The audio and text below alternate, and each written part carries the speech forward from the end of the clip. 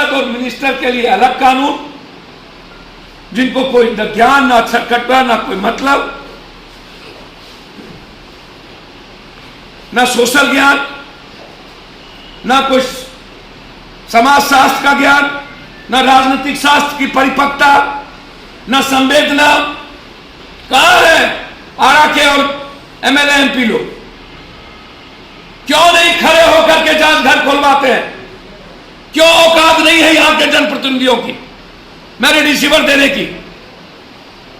यहां merit receiver आया, अभी तक किसी को नहीं पड़ा।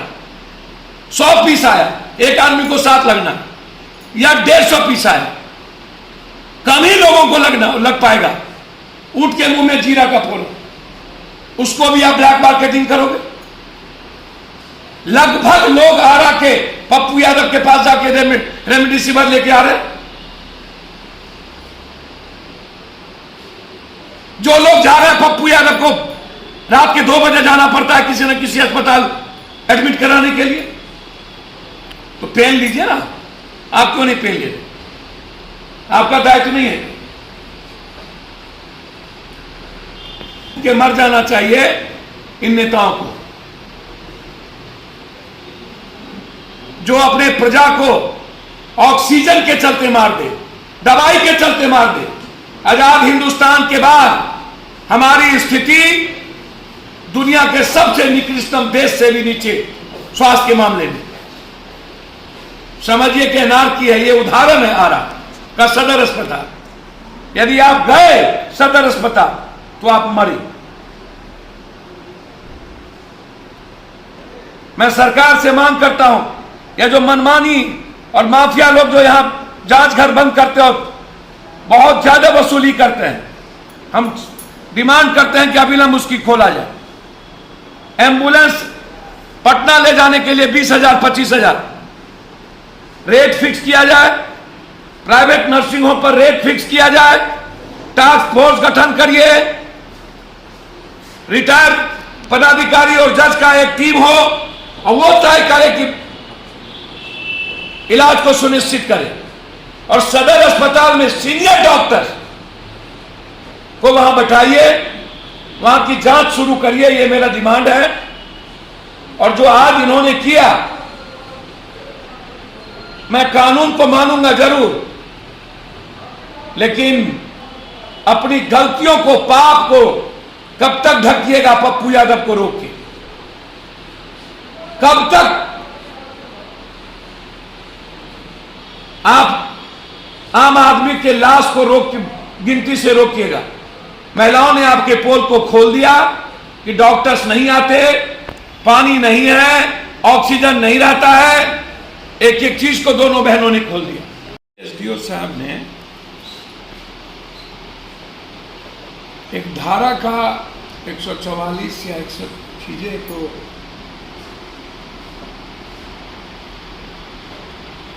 रूल आउट करके, जो एक जनप्रतिनिधि की हमारी जिम्मेदारी है, जो एक विपक्ष की भूमिका होती है कि सिस्टम क्या कर रही है, सरकार क्या कर रही है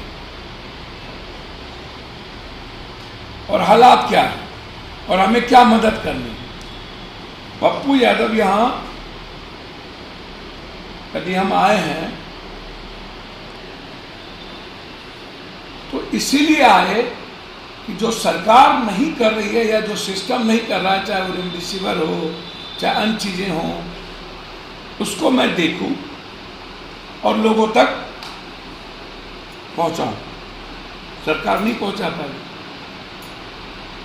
आपने हमें रोक दिया। रात भर कोई डॉक्टर नहीं रहता,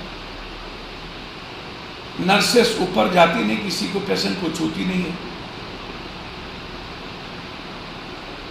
एक भी दूसरा इलाज ओपीडी सर्जन नहीं होता यहां। आरा का सदर अस्पताल कंप्लीट रूप से मौत का कुआं बना हुआ। बिहार का लगभग सदर अस्पताल और मेडिकल कॉलेज जो सरकारी है वो मौत का कुआं, मौत का नंगा तांडव होता है, सौदागर। बहुत क्लियर में बता, हम लोगों ने एक बेहतर जल्लाद को बैठा दिया है। आप जब जाइएगा तो आपको मार के भेजेगा। आप जाते हैं पैदल और फिर वहां से आप स्ट्रेचर पर आते हैं। बेड नहीं, आईसीयू रूम नहीं, बेड नहीं, ऑक्सीजन गायब, सिलेंडर अपना खरीदो। सिलेंडर चाहिए सदर अस्पताल को जितना, उसका एक हिस्सा भी नहीं। हमें उसने सिलेंडर और ऑक्सीजन को ब्लैक मार्केटिंग कर दिया। तो डीएम साहब, एसडीओ साहब, जो निजी अस्पताल हैं उनको टेक ओवर करिए ना। जिस निजी अस्पताल को 60 या 70 सिलेंडर चाहिए, आप उसको 150, 200 ऑक्सीजन ज्यादा।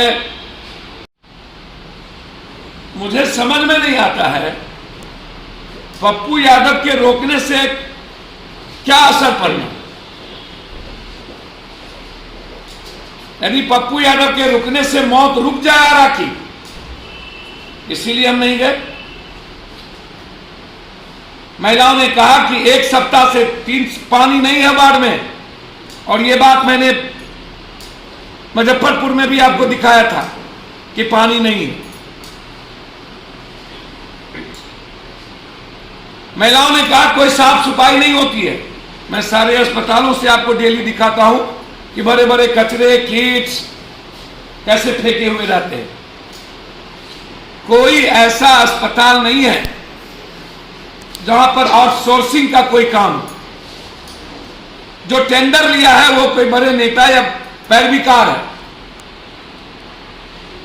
स्ट्रेचर नहीं है पेशेंट को ले जाने के लिए, परिजन ले जाते हैं और वार्ड में परिजन सेवा करते हैं, कोई नर्स नहीं। ये मानव चैन कैसे तोड़ देंगे? सब्जी मार्केट परिजन जाएगा, घर परिजन जाएगा, रिश्तेदारी में परिजन जाएगा, शादी में परिजन जाएगा, तो कैसे मानव चैन टूट जाएगा? पप्पू यादव के लिए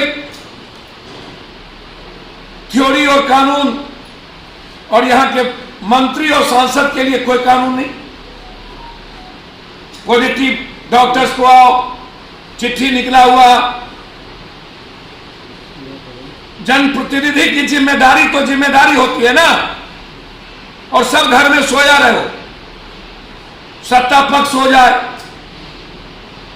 गणेश परिक्रमा 15 दिन के बाद निकले और करे, ट्वीट पर खेले। जो चुनाव में वोट लिए तब नेताओं के लिए कोरोना नहीं था, तब इनके पास बहुत पैसे थे, तब ये बांट रहे थे।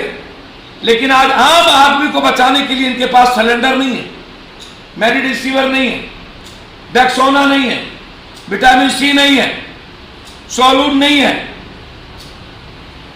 कोई भी जीवन रक्षक दवाई अब आउट ऑफ मार्केट हो गया। अरे डीएम साहब, आप जो ब्लैक मार्केटिंग हो रही है उसको तो रोको। 40,000 70,000 में मेडिसिवर, 20 रुपया 40 रुपया की दवाई कहां से कितने में बिक रही है? हालात अच्छे थोड़ी हैं। वेंटिलेटर इनका खराब पड़ा रखा हुआ। जब आपके पास वेंटिलेटर नहीं है, वेंटिलेटर में ऑक्सीजन देने के लिए आपके पास पर्याप्त ऑक्सीजन नहीं है, आरएमपीसीआर जो जांच है वो जांच होती ही नहीं है। जांच घर, कोविड की जांच नहीं कराते हो। कोविड पेशेंट को सीटी स्कैन, अल्ट्रासाउंड के लिए बाहर परिजन ले जाता है, आपके पास वार्ड बॉय नहीं है। वार्ड बॉय पैसा लेता है तो लाश को निकालता है, वार्ड बॉय पैसा लेता है तो स्ट्रेचर पर ले जाता है। 4,000 से 10,000 पैसा लेंगे तब ले जाएंगे, लाश हो जाएगा तब निकालेंगे पैसा लेके। झोपड़ी से सचिवालय तक लोग मर गए, शमशान तक हम पहुंच गए और दुल्हन की तरह शमशान को सजा दिया। किसी का बेटा, किसी की मां, किसी का भाई, किसी की बहन, कंप्लीट कंट्री, कोई घर नहीं है जो दहशत में ना जिया। कोई परिवार नहीं होगा जिसके रिश्तेदार को इन लोगों ने नरसंहार नहीं कर दिया हो। मारा ना, ये कोरोना से नहीं मरा, ये व्यवस्था से मरा है, व्यवस्था से। 13 महीने में इनको बेड बढ़ानी चाहिए थी, नहीं बढ़ाई। ऑक्सीजन का प्लांट लगाना चाहिए, नहीं बढ़ाया। लिक्विड नहीं है इसके पास, कहां से ऑक्सीजन देंगे? कल पटना में लिक्विड नहीं था, कल मुजफ्फरपुर में लिक्विड नहीं था। जब लिक्विड आएगा नहीं झारखंड से तो ये देंगे कहां से? सिलेंडर चाहिए 750, 200 सिलेंडर। सिलेंडर गुजरात और बंबई से आ ही नहीं रहा। वैक्सीन जितना चाहिए था उतना वैक्सीन आप दे ही नहीं रहे। और बिहार के साथ सौतेलेपन का व्यवहार हमेशा। भारत सरकार से मैं जानना चाहता हूं, हमारे लिए मेडिसिवर क्यों नहीं, हमारे लिए वैक्सीन क्यों नहीं, हमारे लिए जांच की पूरी तैयारी क्यों नहीं, हमारे लिए वैक्सीन क्यों नहीं? मतलब बिहार के लिए इनके पास कुछ नहीं है। बिहार मरे, 500 से ज्यादा मौत डेली बिहार में होता है। बिहार की सरकार इसको छुपाती है। पटना में 150 से ज्यादा मौत डेली होती है, हम 1000 भी कह सकते हैं। भारत में 50,000 के लगभग मौतें होती है। आखिर क्यों छुपा रहे हैं लाश को? ना जांच हम कर रहे हैं, ना वैक्सीन दे रहे हैं, ना लोगों की बचाने की सुई तक पहुंचा रहे हैं, ना बेड है, ना आईसीयू है, ना वेंटिलेटर है और ना सिलेंडर है। बस इनका लव लेटर है। जो व्यक्ति हर व्यक्ति के जीवन के लिए जीता हो उसको रोकना। रोकेंगे भाई, आप कैसे हमें रोकेंगे? आप रोकेंगे तो मैं रुकूंगा, लेकिन मैं आपके काले कारनामे को उजागर करूं, मैं आपके चोरी को उजागर करूं। सर, ये सरकारी अस्पताल के डॉक्टर इसलिए इलाज नहीं करते हैं, ऑक्सीजन खत्म हो जाता है ताकि उस अस्पताल का पेशेंट प्राइवेट में चाहे, प्राइवेट में इलाज करे, वहां पैसा उसको दे। यदि सरकारी अस्पताल में इलाज शुरू हो जाएगा तो फिर आम लोग प्राइवेट में नहीं जाएंगे, तो इनका जो निजी अस्पताल है जहां लूटने का मशीन है वहां ये नहीं लूट पाएंगे। सांसद जी, क्या लगता है बीजेपी का सुपड़ा